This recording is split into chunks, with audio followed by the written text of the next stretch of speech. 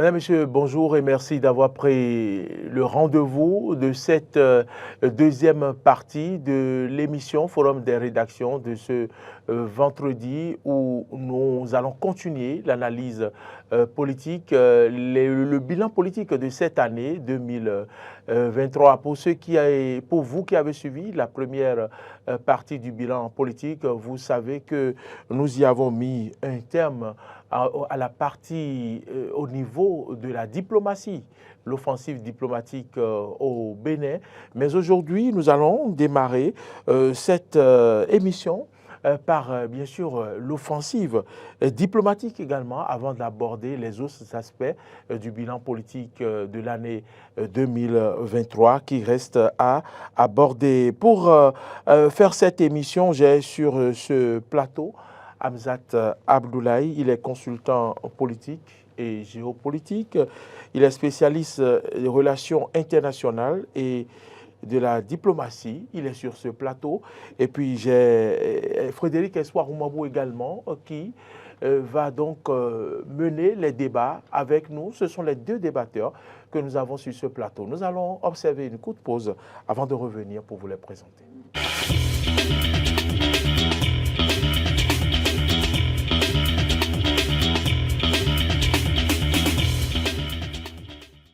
Une fois encore, nous vous remercions pour votre fidélité à cette émission, le Forum des rédactions que vous avez suivi tout au long de cette année. C'est une émission hebdomadaire qui se penche sur l'actualité politique de chaque semaine et nous sommes en train de faire le bilan politique. Si vous venez de vous joindre à nous, la première partie était vendredi dernier et nous abordons ainsi la deuxième partie de ce bilan politique en ce qui concerne l'année 2023. Hamzat Abdoulaye, bonjour et merci d'avoir accepté notre invitation. C'est un plaisir, Maurice, d'être à nouveau présent sur la dernière, je veux dire, de cette année. Et c'est en même temps une occasion pour moi pour souhaiter aux fidèles téléspectateurs de Eden TV une très bonne année 2024, santé, prospérité. Et en attendant 2024, on reste ensemble. Vous l'avez si bien dit, comme le dirait l'autre, c'est l'ADER de cette année, la dernière émission de cette année, la dernière émission Forum des rédactions de cette année 2023. Vos vœux sont acceptés. Frédéric Espoir Oumabou. Oui, bonjour à Maury, bonjour à Hamzat, à tous les téléspectateurs, on leur fait aussi un coucou. Je réitère les vœux formulés par Hamzat à l'endroit donc de nos téléspectateurs et de tous ceux qui donc sont de cœur avec nous.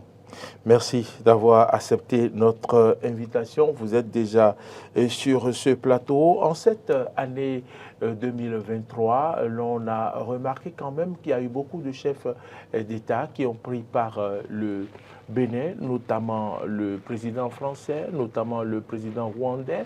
On a vu d'autres présidents comme le président déchu qui a été victime d'un coup d'État au Niger. Je voudrais parler du président Bazoum. On a remarqué quand même que tout cela a été possible grâce à une offensive diplomatique. Et puisqu'il est sur ce plateau, Hamzat Abdoulaye, le spécialiste des questions internationales, il va nous le confirmer. Est-ce véritablement, Hamzat Abdoulaye, est-ce que la présence, ou du moins le défilé des chefs d'État que nous avons observé en cette année 2023 confirme réellement qu'il y a eu une offensive diplomatique de la part du gouvernement béninois? Alors, je ne dirais pas que c'est 2023 uniquement qui a marqué une offensive diplomatique au Bénin, dans la mesure où la diplomatie ne se résume pas uniquement à la visite des chefs d'État. La diplomatie, c'est beaucoup plus cette machine qui se met en marche, parfois sous silencieux et parfois au vu et aux oreilles de la masse populaire. Mais certes, on peut aussi le constater, je suis d'accord là-dessus sur la question avec vous, il y a eu un certain défilé, je vais dire, de chefs d'État au Bénin, ce qui semble un peu en décalage avec la vision du départ du chef de l'État béninois qui était plus concentré vers une diplomatie économique et qui ne visait pas forcément la diplomatie classique. Alors, il y a eu revirement de situation. Je vais dire, juillet 2022, le chef de l'État français avait effectué une visite au Bénin et dans l'optique, bien entendu, de mettre en lumière le sujet lié à la lutte contre le terrorisme et bien entendu d'évoquer le rôle central de la France par rapport à la guerre en Ukraine.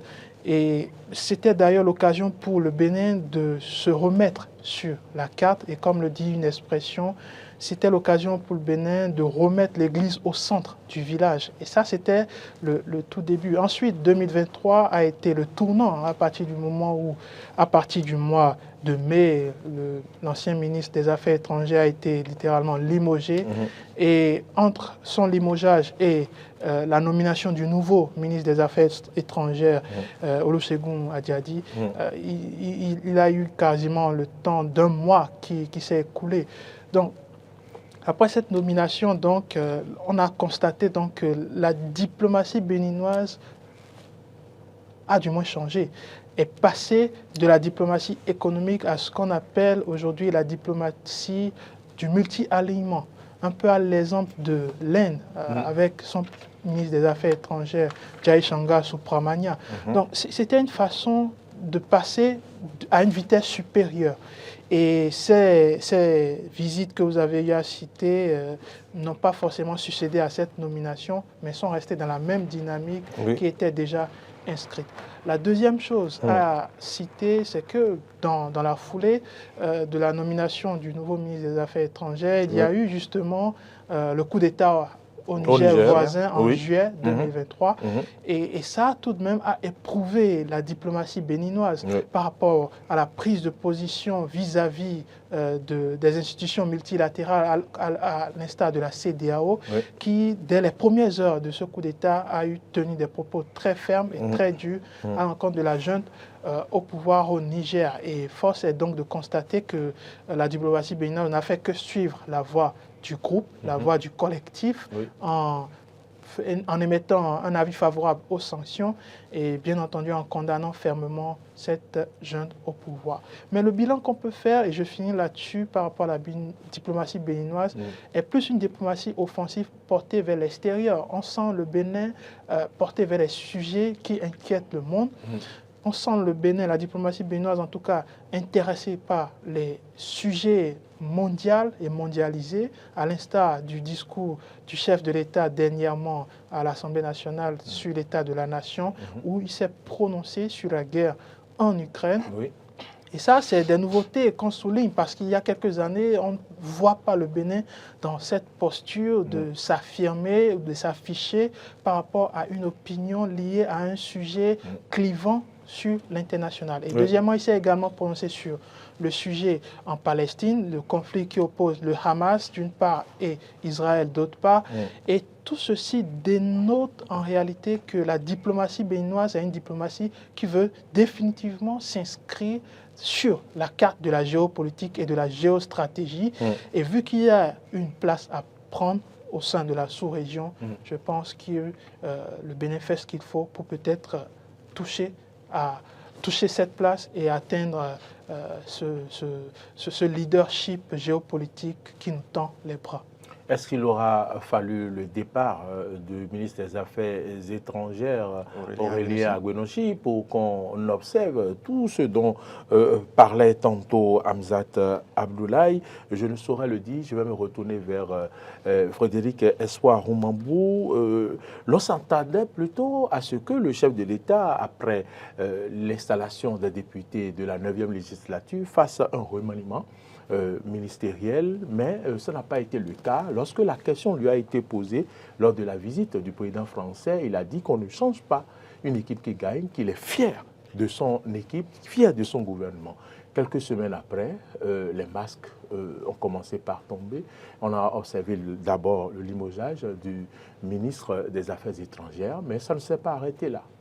Et oui, ça ne s'est pas arrêté là. Est-ce que cela voudra dire que la diplomatie béninoise, qui était une diplomatie centrée sur la vie économique des Béninois, comme le chef de l'État l'avait dit avec le dévoilement de son plan d'action gouvernementale, le PAG en 2016, ce qui est sûr, il faut dire que c'est vrai, on ne change pas une équipe qui gagne, il l'a dit. Mais si au sein de l'équipe, il arrive que vous aviez des joueurs qui fléchissent, des joueurs qui perdent un peu les pédales, il va falloir donc redonner un peu plus de vigueur à l'équipe. Je crois que c'est ce qui a été entre-temps fait par le chef de l'État.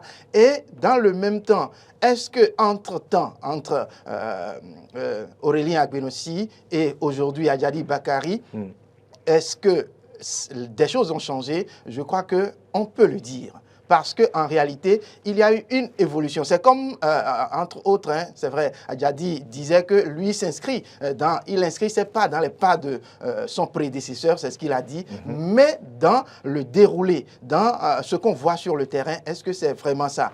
Si vous vous rappelez, il y a un certain nombre d'ambassades du Bénin qui avaient été fermées au début donc, de cette gouvernance-là, oui. Mais avec le temps, il y a eu quand même beaucoup d'autres ambassadeurs qui donc sont venus signer leur lettre de créance au niveau donc de notre pays. Et ce qui, il faut le rappeler aussi, le Bénin avec le Nigeria voisin au début donc de cette gouvernance n'était pas dans une collaboration assez franche. Mais avec l'arrivée de Adjadi Bakari, il faut dire que les choses se sont améliorées au point où le président nigérien d'aujourd'hui est même venu célébrer avec nous la fête de l'indépendance. Cela voudra dire que on est passé de la diplomatie économique centrée sur l'économie du Béninois à cette diplomatie désormais offensive. C'est ce que moi je pense et je crois aussi que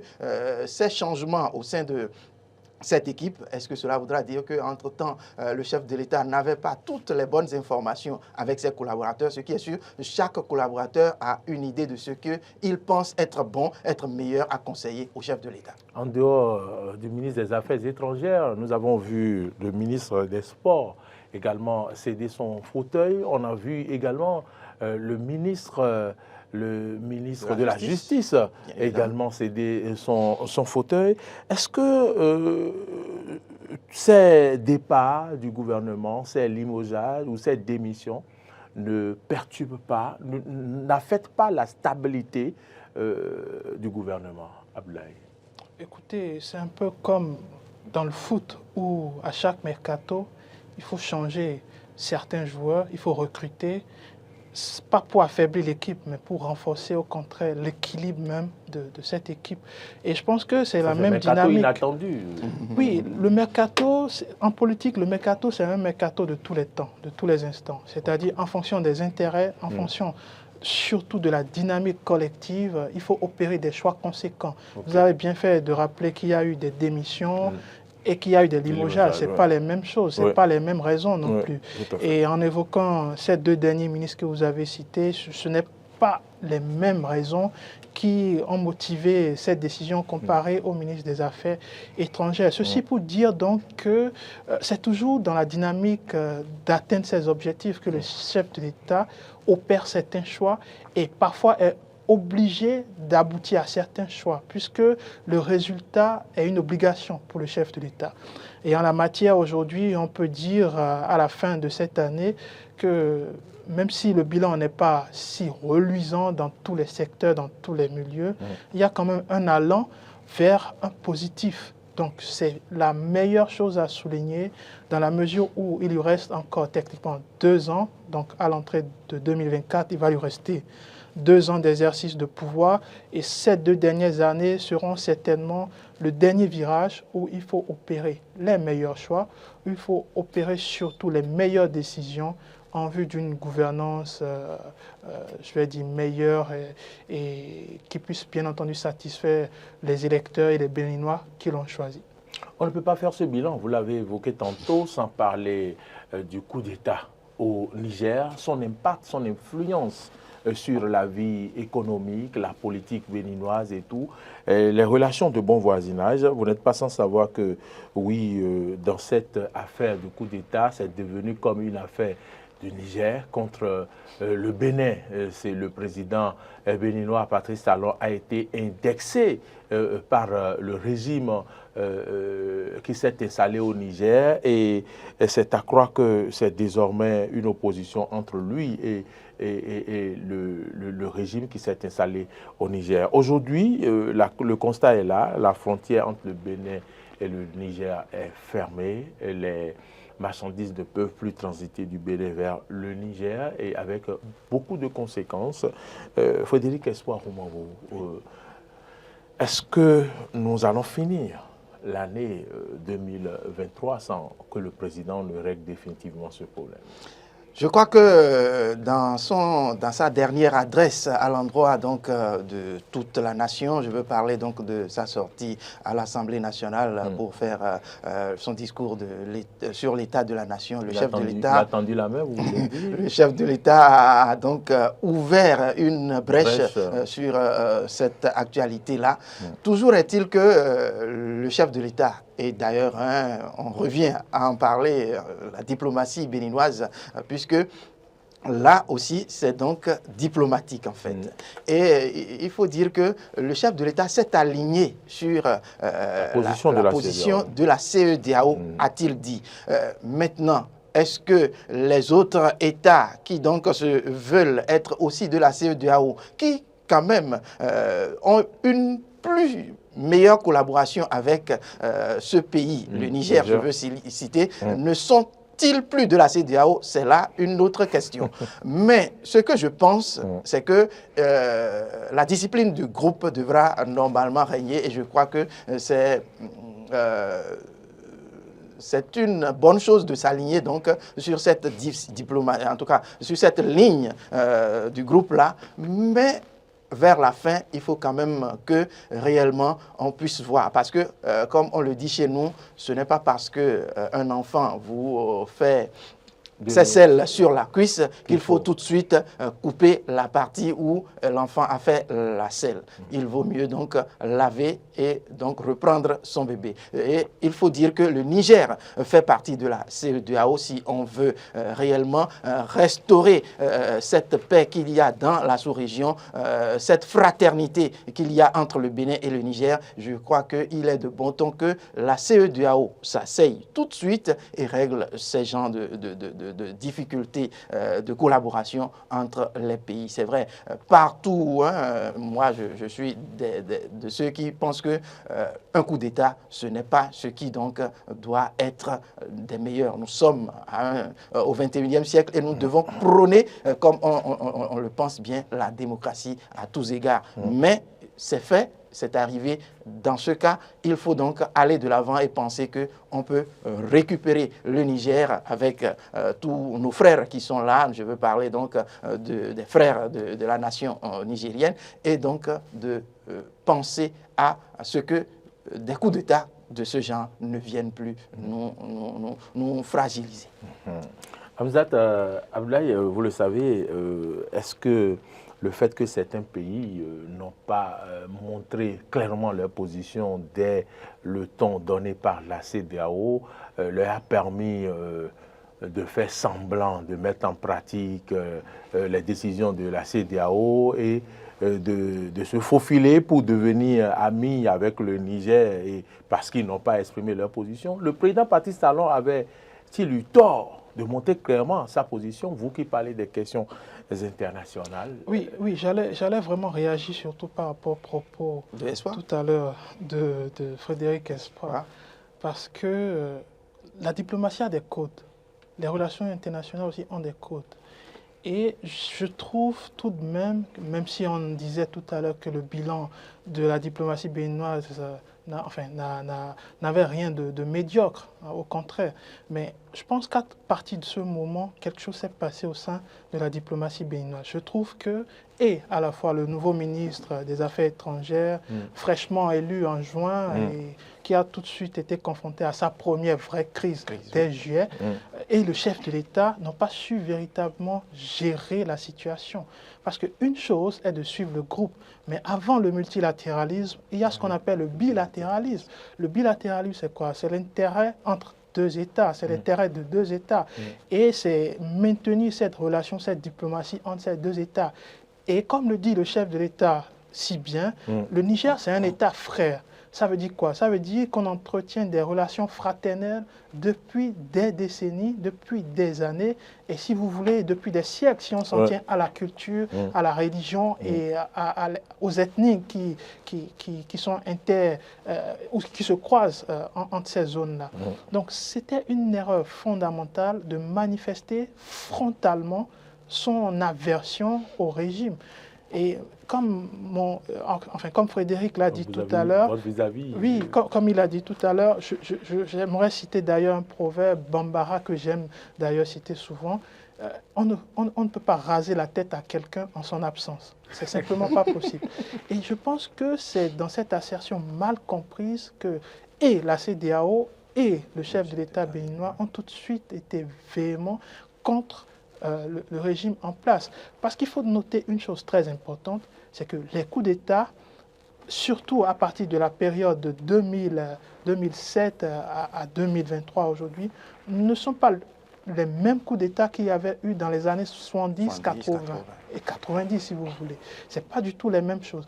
Et les principales causes de ces coups d'État, c'est surtout parce que la population est dépassée et en a marre d'un régime systémique, un régime dit démocratique d'ailleurs, mais systémique, qui entretient des liens plus ou moins troubles et flous avec l'ex-colon. Ça, c'est une chose très importante. La deuxième chose, c'est que les coups d'État sont surtout marqués par l'insécurité alimentaire qui continue de galoper à une vitesse, mais inconsidérable. Et la troisième chose, c'est la mauvaise gouvernance. On a tôt fait de confier les démocraties ou les régimes démocratiques à des civils depuis les années 90, mais force est donc de constater que le bilan est négatif en réalité par rapport à la gestion de la gouvernance. Vous avez une gouvernance qui est matérialisée par la corruption, par la gabegie financière, par le népotisme au sommet de l'État. Et ça profite à qui? Aux élites qui sont élues. Et ça ne profite pas du tout à la masse populaire. Donc, vous avez tout cet ensemble qui sont en réalité la cause. Il ne faut pas oublier l'insécurité aujourd'hui avec le djihadisme qui grandit. Surtout au Sahel, où j'avais évoqué la crise systémique au début.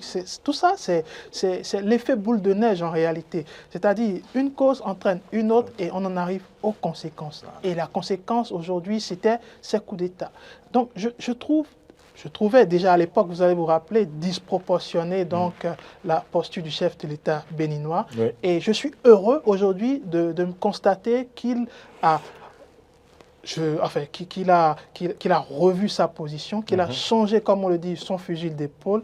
Et ça prouve une nouvelle fois que nous qui étions en train de faire des analyses par rapport à sa prise de position dès le départ, que c'était une erreur et qu'on avait effectivement raison. Et il a évoqué d'ailleurs qu'il a rétropédalé et dans sa posture et dans sa dynamique d'avancer, de bien faire les choses, il est très important parfois de faire des rétropédalages. Et je finis sur la question en disant, depuis juillet, ces sanctions n'ont pas du tout profité ni au Bénin ni au Niger. Mais je suis heureux depuis le 27 d'ailleurs, et bien avant le 27, il y a le discours du chef de l'État sur l'état de la nation à l'Assemblée nationale qui ouvrait la porte au dialogue, qui ouvrait la porte à un lendemain, je vais dire, meilleur, et qui priorisait surtout les relations bilatérales. Et ça, c'est fondamental. Il y a certes le multilatéralisme qui a droit d'être, qui a droit d'exister, et qui parfois même sur la hiérarchie des normes est au-dessus, mais il y a le bilatéralisme qui est normalement la sauvegarde de nos intérêts vis-à-vis des autres qu'on doit maintenir. Et je trouve que c'est une porte ouverte. Et avec la décision récente, le 27 dernier, donc du port autonome de Cotonou, de pouvoir notamment lever l'interdiction d'importation vers le Niger, je trouve que c'est une dynamique qui est en train de se mettre en place pour un dégel progressif. Alors ça ne va pas être immédiat pour 2024, ça c'est une certitude, mais je trouve qu'il y a déjà une certaine volonté de changer les choses. La question est de savoir, est-ce que ce n'est pas tard ? Ma dernière question, est-ce que pour changer les choses, il va falloir forcément que le chef d'État béninois passe par des personnes interposées ou décider de se rendre.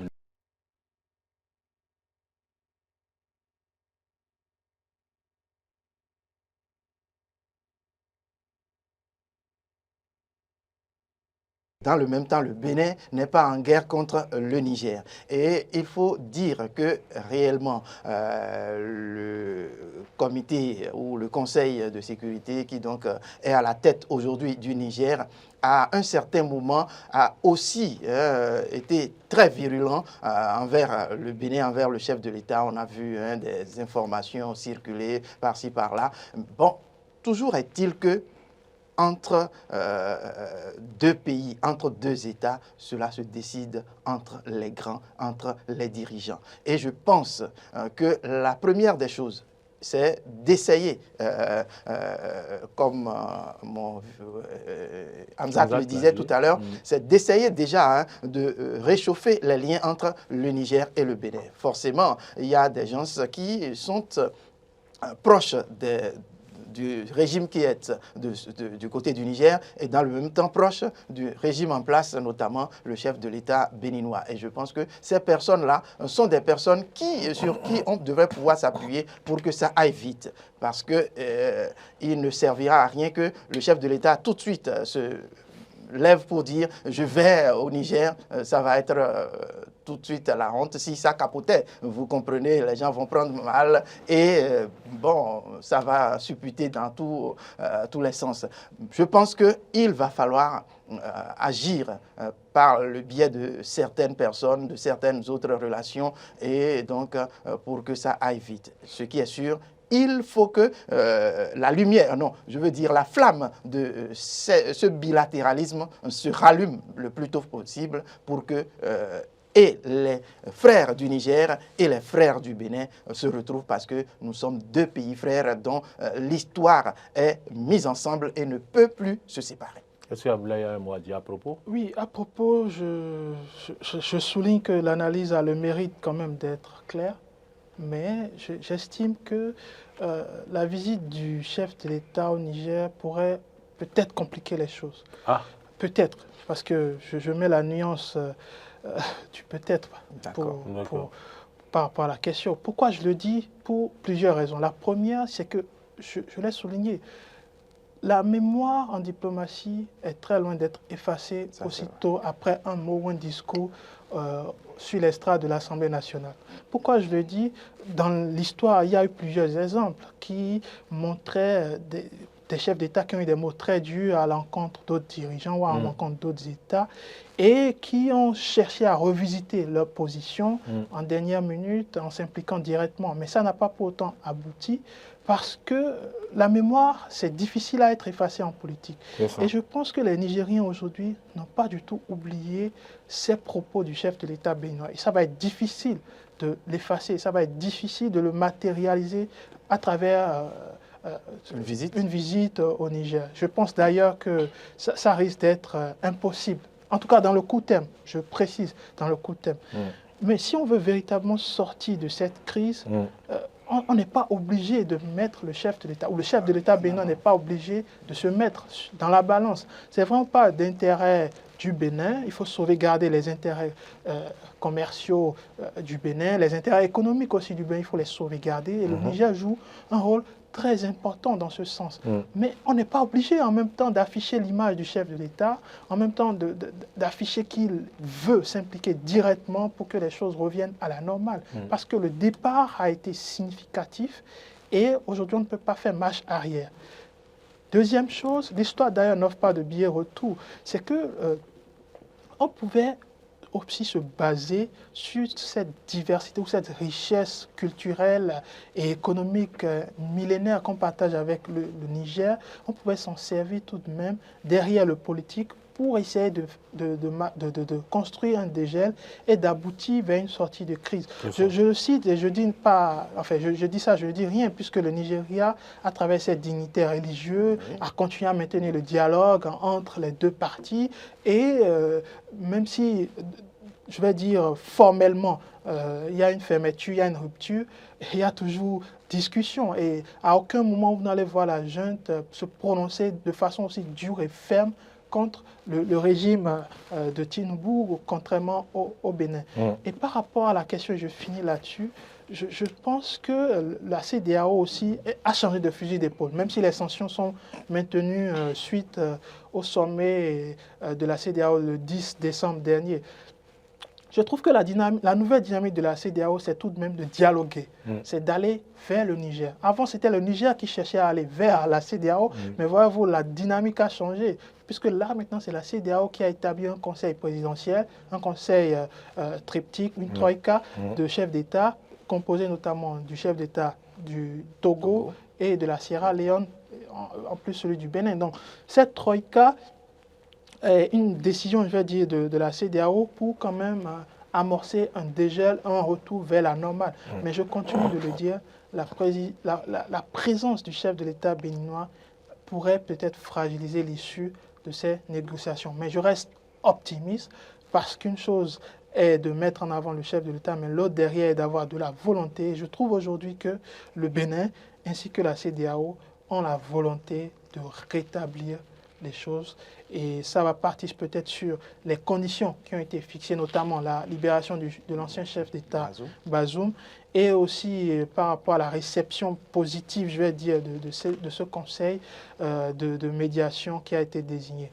La balance reste surtout penchée du niveau du chef de l'État togolais fort, qui depuis que ces crises de coups d'État ont commencé en Afrique de l'Ouest, il a à chaque fois été présent, il a à chaque fois porté son assistance à ces régimes et il a en même temps servi de pont entre ces régimes et la CEDEAO. Donc je trouve que ça va vraiment aussi peser sur la balance dans l'issue d'une sortie de crise que la CEDEAO et le Bénin surtout vivent depuis juillet 2023. Très bien, la junte a pris acte de la décision du pas autonome de Cotonou et on va espérer Pas que ça, la junte a pris aussi acte de la déclaration du chef de l'État au niveau de l'Assemblée nationale et a dit qu'il y a quand même des choses à revoir dans cette coopération entre le Bénin et le Niger. Très bien, donc on peut dire que les deux régimes se surveillent comme du lait sur le feu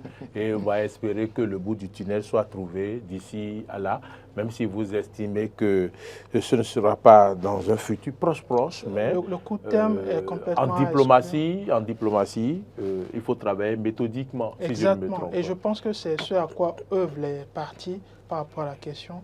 Progressivement, on va y arriver. Progressivement, les gens ont compris les enjeux et progressivement, je pense que la sanction sera pas forcément l'outil à chaque fois quand il y a un coup d'État par rapport à un État comme, permettez la tautologie, donc comme le Niger, qui a plus ou moins le feu vert de sa population. En cette année 2023, les députés élus pour la 9e législature ont été décorés à l'Assemblée nationale. Est-ce que c'était opportun, Frédéric Espoir-Mamambou? Est-ce que c'est constitutionnel? C'est constitutionnel. La Constitution, après sa révision, je crois, a demandé donc que ceux-là qui donc travaillent au bien-être de la population, au bien-être d'un certain nombre de choses et des institutions soient décorés. Je crois que c'était sur ces tests-là, parce que moi j'étais à l'Assemblée le jour de cette décoration, vous vous rappelez. Très bien. Et c'était donc sur ces tests-là que réellement les députés, notamment les députés de l'opposition, ont aussi pris part à cette décoration-là. Vous vous rappelez, ils étaient pratiquement tous là, sauf Eric Oumleté que je n'avais pas vu donc au pupitre le jour-là. Et je pense, pour ma part, je le dis, c'est vrai, ils font un travail énorme, nos élus, mais s'il faut les décorer, ça veut dire que à chaque élection ou à chaque mandature, il va falloir décorer. Je ne sais pas comment ça va se passer, mais parce que je n'ai pas pris le temps de bien fouiller dans les tests. Mais quelqu'un qui rend service à sa nation, je crois que la meilleure décoration qu'on devrait lui octroyer, c'est celle du peuple qu'il a élu, qui donc l'a porté à diriger ou à travailler pour sa nation. Et c'est ce qui a été fait. Abdoulaye Hamzat Abdoulaye, je ne sais pas si vous êtes d'avis avec Fodik Espoir Mamou. Non, sur la question, je n'ai pas forcément un avis contraire ou favorable. Je trouve que dans l'ordre des choses, élever un élu du peuple au rang de l'ordre national, enfin, c'est des choses qui arrivent. Donc, c'est arrivé et il faut surtout voir ça positivement. Je pense que les députés, les élus du peuple sont plus ou moins le côté visible de la bonne politique, de la santé politique dans un pays. Et je trouve que beaucoup de choses ont été effectuées, beaucoup de lois surtout ont été votées sous cette 9e législature.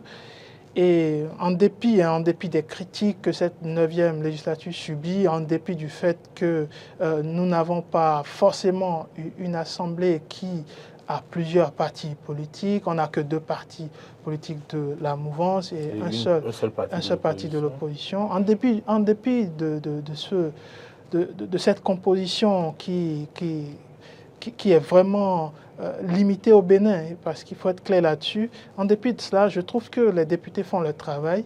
Ils continuent à faire des travaux de commission, ils continuent à faire passer des lois.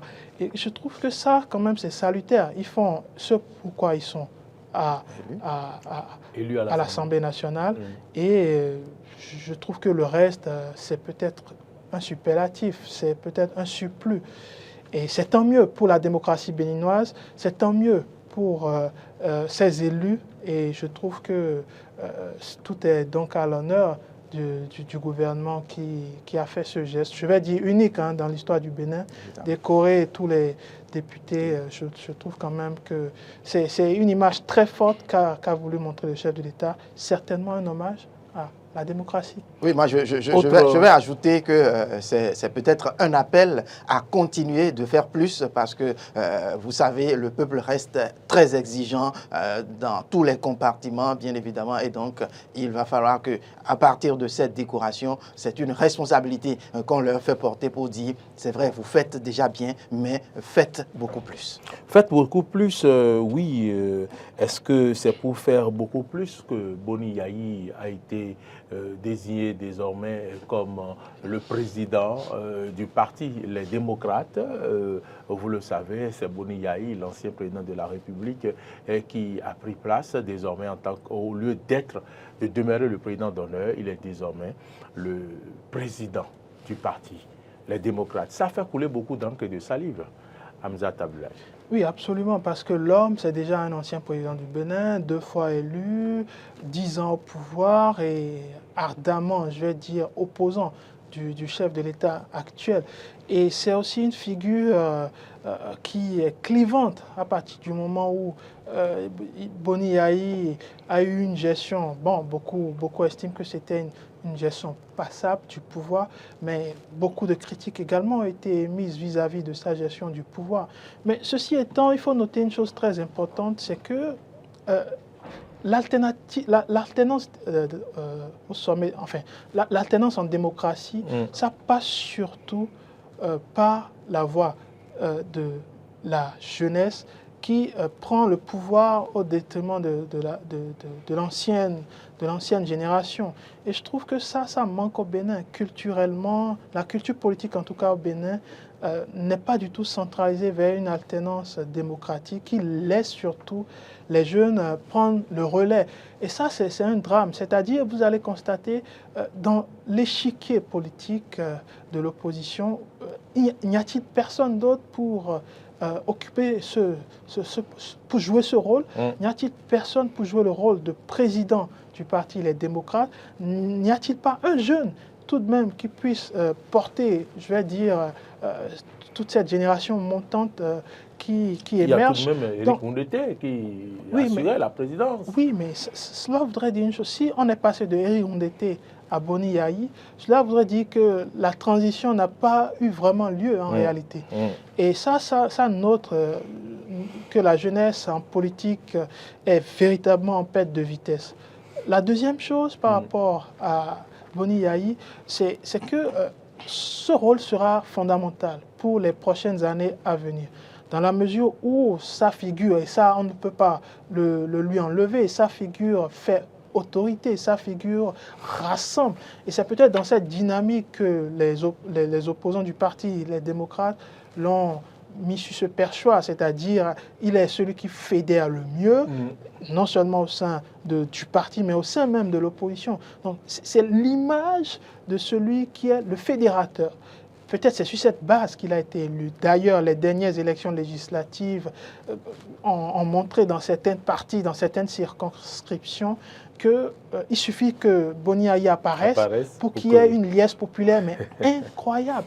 Donc ça, c'est des données très importantes qu'il faut analyser. Et je finirai là-dessus en me disant, l'horizon véritablement, c'est 2026. Oui. Donc Boni Yayi va certainement construire une route, va certainement construire un terrain favorable pour le parti Les Démocrates, pour qu'il y ait une cohésion de groupe déjà. Et ça, c'est des choses qu'on note. Hein. Le dernier vote à l'Assemblée montre que même au sein du groupe, il y a parfois des voix discordantes qui estiment que le chef de l'État fait une très bonne chose.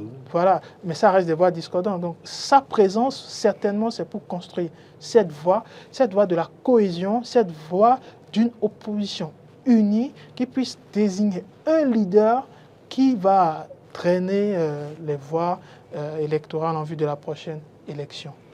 Votre position sur cette mutation à la tête du parti Les Démocrates? Hamzat disait que pour lui, s'il n'y a pas de jeunes, de jeunesse qui puisse porter donc cette... C'est que la jeunesse est en perte de vitesse. Évidemment.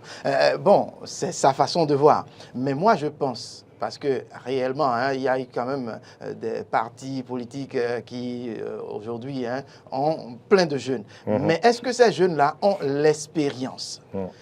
Celui qui a été porté donc à la tête du parti Les Démocrates comme président, c'est Boni Yayi. Il a l'expérience de la gouvernance, il a l'expérience politique, il a l'expérience économique et bien d'autres choses. L'expérience sociale. Bon, si vous voulez. Et je pense que si la jeunesse, peut-être on aurait pu dire qu'il sera à côté pour voir, pour diriger, mais est-ce que ça peut marcher? Parce que là, on voit les élections en 2 ans. Et 2 ans, ça passe très vite. Il faut quelqu'un, pour ma part, qui soit porté et qui donc sait comment parler politique, comment parler économie, comment parler donc. Et je pense que c'est peut-être qu'on l'a porté pour donc montrer la voie à ces jeunes-là, pour que réellement ces jeunes viennent à être mieux dirigés, à être mieux coachés. Donc c'est un bon choix. Pour ma part, permettez-moi de réagir en 10 secondes par rapport à ce qui vient d'être dit. Quand vous prenez l'ancien président François Hollande, malgré qu'il ne soit pas, enfin, qui n'a pas été élu une deuxième fois, puisqu'il n'a pas été aux élections pour la deuxième fois, justement, parce qu'il était en perte de popularité, cela n'a pas pour autant permis au Parti socialiste de l'élire ou de le reconduire à la tête du Parti socialiste. Mieux, quand je pense à Sarkozy, qui était quasiment le fondateur de l'UMP, de ce parti qui est devenu mythique dans les années 2000, malgré le fait qu'il ait perdu les élections, ça n'a pas pour autant donné carte blanche aux partisans de l'UMP de le reconnaître directement au sommet du parti. C'est pour dire quoi? C'est pour dire que ce n'est pas parce que vous êtes ancien président que vous avez forcément autorité au-dessus d'un parti politique. Et ça, le Bénin, malgré qu'il y a une réforme du système partisan, n'a pas encore compris les enjeux politiques. Les enjeux politiques à ce niveau sont énorme. Ce n'est pas votre figure forcément qui doit faire office, je vais dire, de mandat d'office pour les élections à venir. Non, non, ce n'est pas du tout comme ça se passe en politique. Et quand vous faites le constat, vous allez voir, les politiciens au Bénin ont vraiment du mal à se départir du pouvoir. Les politiciens au Bénin ont vraiment du mal à laisser de la place aux jeunes. Et ça ne reste que la réalité. Même si Boni Yaya, à la tête du Parti des démocrates, c'est pour une stratégie. Stratégique. C'est pour une stratégie, c'est pour une efficacité pour 2026. Même si c'est le cas, on doit pouvoir le dire, c'est que c'est au détriment de la jeunesse, c'est au détriment de l'alternance démocratique. Et c'est quand même dommage. On doit quand même saluer. Si on parle de la France, qu'en direz-vous de la Russie? On a vu le chef de l'État actuel, il a été Premier ministre, après il est revenu. On parle bien de la démocratie. Mais on parle de la démocratie et puis on va saluer aujourd'hui la position des anciens politiciens, comme Amosou Bruno, comme qui encore, comme Mbedi, comme l'ancien président de l'Assemblée nationale, le professeur Nago, ces gens quand même qui sont à la touche aujourd'hui. Hein. Bon, ce n'est pas pour prendre votre avis, hein, c'est pour vous rappeler qu'il y a quelque chose qui se fait dans ce sens, même s'ils sont poussés de force à la touche. Bon, entre griffes, qu'est-ce que je dis? Bon, alors, on va donc parler maintenant, pour finir, hein, parce que le temps va très vite, de tout ce qu'on a. Il y a des informations qui reviennent, qui sont revenues tout au long de l'année 2023. La libération de Réki Amadougou, libération de Joël Aïvo, le retour des exilés politiques. Et récemment, il y a eu une rencontre entre le chef de l'État et les démocrates. Vous avez suivi les échanges et tout. Qu'est-ce que, si je vous donnais la parole, de dire en quelques mots ce que tout cela vous dit et ce qui sonne dans votre tête à chaque fois qu'on a rappelé ces faits-là, qu'est-ce que vous allez dire au cours de cette année 2023? Que le chef de l'État n'est pas insensible à ce qui se dit dans la presse, et c'est bien de le noter, puisque la presse émet énormément d'opinions, émet énormément d'analyses sur certaines questions, et ça veut dire que le chef d'État n'est pas insensible à ce qui se dit. Ça, c'est une chose. La deuxième chose, c'est que le chef de l'État est dans la posture de celui qui veut revenir au dialogue. C'est-à-dire, il est chef de l'État, mais il a quand même la posture de celui qui tend la perche aux autres pour qu'ils puissent venir vers lui et qu'ils puissent dialoguer. Alors, on n'est pas obligé de s'entendre sur tous les points. On n'est pas obligé d'avoir les mêmes avis, les mêmes opinions sur tous les points. Mais il est important de souligner que l'effort de vous conduire vers moi, malgré qu'on ait une divergence, c'est quand même pas important. Et je trouve que cette rencontre, même si beaucoup disent ce qu'ils en veulent, cette rencontre a été très importante à partir du moment où elle a mis les points sur l'organisation des prochaines élections à travers les outils et les institutions autour. Et aussi à travers le point lié à la libération des détenus politiques au Bénin. Et ça, c'est des points sur lesquels le chef de l'État est resté intransigeant. J'espère qu'il va changer d'avis et d'opinion parce que des détenus politiques dans un pays, évidemment, ce n'est pas opportun, même si on évoque une poursuite judiciaire et un travail judiciaire derrière qui doit surtout aussi faire son travail. Mais je trouve tout de même, pour finir, que cette rencontre est une rencontre qui est positive et qui a tout de même mis en exergue le chef de l'État dans le rôle de celui qui écoute aussi, dans le rôle de celui qui est prêt tout de même à se soumettre à certaines propositions et surtout dans le rôle de celui qui est au sommet de l'État, mais qui privilégie véritablement les intérêts de l'État.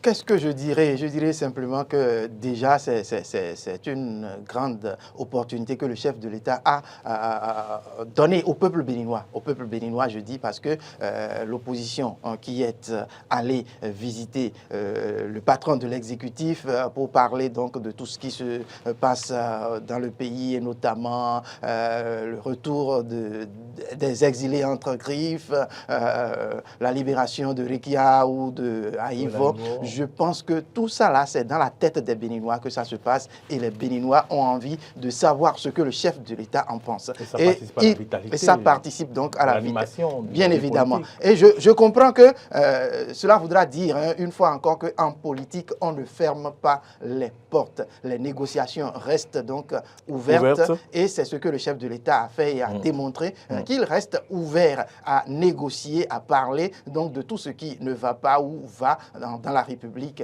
Et je crois que c'est une première et ça va peut-être se poursuivre, on ne sait jamais. Si cette opportunité revenait, je pense que petit à petit, le chef de l'État pourrait infléchir donc sa position. Je m'en voudrais, même s'il ne me reste que 2 ou 3 minutes pour finir cette émission, avoir sur ce plateau un spécialiste de géopolitique, de questions internationales. Je m'en voudrais si je ne lui posais pas cette dernière question. Hamzat Abdoulaye, cette année, on a remarqué quand même que la participation du président de la République à plusieurs sommets sur le plan international. De quoi cela dénote? Oui, cela dénote une nouvelle fois que la dynamique diplomatique du Bénin, c'est de se porter vers l'extérieur, c'est d'aller vers les autres. Et ce n'est pas par hasard que j'évoquais le multilatéralisme, ou plutôt la diplomatie du multi-alignement, à l'instar de l'Inde. Vous savez, le multi-alignement, c'est de pouvoir participer à plusieurs sommets, c'est de pouvoir multiplier ses partenaires sans pour autant s'enfermer dans une ligne directrice imposée par une superpuissance ou par une autre. Non, c'est un peu à l'instar de ces États africains au début de la guerre froide qui sont obligés de soutenir soit l'Ouest, soit l'Est, et ils n'avaient pas d'autre choix. Et aujourd'hui, la donne a changé. Il y a peut-être des crises dans le monde, mais les États africains sont en train de s'affirmer. Et cette dynamique, comme je le disais au début, ça montre surtout une nouvelle dynamique. Ça montre surtout une chance à saisir pour le Bénin et pour sa diplomatie. Et je trouve que le chef de l'État veut surtout inscrire le Bénin sur la carte géopolitique et géostratégique et surtout permettre au Bénin de pouvoir opiner librement d'ailleurs par rapport à ces questions géopolitiques et géostratégiques qui sont capitales. Et je finis là-dessus en disant, on a longtemps... Avec votre mot de fin. Bien sûr, on a longtemps cru que la géopolitique c'est l'affaire des autres, mais en réalité c'est l'affaire de tous. Et la diplomatie économique qu'on a divulguée sur tous les canaux à l'époque, a tout de même conduit la véritable diplomatie béninoise vers une mort certaine. Mais heureusement que les choses ont changé, heureusement que la pente est en train de changer de direction et donc heureusement que le chef de l'État a compris les choses au même titre que son ministre et ses conseillers. Merci d'être venu sur cette émission. C'est à vous l'honneur. C'était la dernière émission de l'année, le Forum des rédactions de l'année 2023. L'histoire gardera que vous y étiez. Hamzat Abdoulaye. Frédéric Espoir. Oui, je me réjouis donc de voir que pour ces sommets-là, le chef de l'État démontre que le Bénin ne vit pas en autarcie. D'ailleurs, nous sommes à l'heure de la globalisation et donc il faut passer cette affaire d'autarcie. C'est vrai, on a vu quand même des pays se fermer pour se développer, mais là, actuellement, je crois que le Bénin n'a pas cette capacité de le faire et il faut donc multiplier les partenaires comme le chef de l'État et son ministre des Affaires étrangères le font si bien. Je dirais merci donc à ceux qui donc ont aimé et continuent d'aimer tout ce que nous faisons à Eden TV et continuent de nous suivre. Même si vous n'avez pas aimé, revenez nous suivre parce que le meilleur reste à venir. J'aurais surtout marqué un mot par rapport aux visites en Asie. Le chef d'État était en Chine il n'y a pas longtemps. Le ministre des Affaires étrangères était au Vietnam, en Inde et en Corée du Sud. Donc ça montre quelque part que le Bénin veut véritablement diversifier ses partenaires et copier peut-être les meilleurs modèles, puisqu'on parle des dragons de l'Asie, on parle des tigres de l'Asie, et je pense qu'il n'y a pas mieux ailleurs en réalité. Vous êtes consultant politique, géopolitique, spécialiste relations internationales et la diplomatie. Merci d'être venu, Hamzat Abdoulaye. C'est un plaisir, heureuse année à vous. Frédéric Espoir-Roumabou, merci. Vous êtes analyste politique. Merci de vous rendre disponible, même si vous n'avez été sollicité qu'à la dernière minute. Vous vous êtes rendu disponible. Je n'ai pas le choix. Je suis là pour les téléspectateurs. Merci, c'est un mérite. Mesdames, Messieurs, merci d'avoir suivi cette émission. Merci de nous faire confiance. Merci aux jeunes et compétents Marcel Yedo qui a conduit plusieurs dizaines de cette émission au cours de cette année. Et merci à toute l'équipe de l'Ombre qui travaille d'arrache-pied pour vous offrir de belles images, mais également le son, la voix, la belle voix chez vous avec Alain Alou, avec Didier Guédou. Merci à Martin Toïnset qui également se donne à 100% pour la réussite de nos émissions. Merci à Modeste Mondekmondi, c'est lui, le community manager. C'est grâce à lui que vous nous suivez sur les réseaux sociaux. Merci de liker l'émission, de la partager. Je vous souhaite une très bonne et heureuse année. On se retrouve en 2024 pour un nouveau numéro de cette émission. Bonne fête.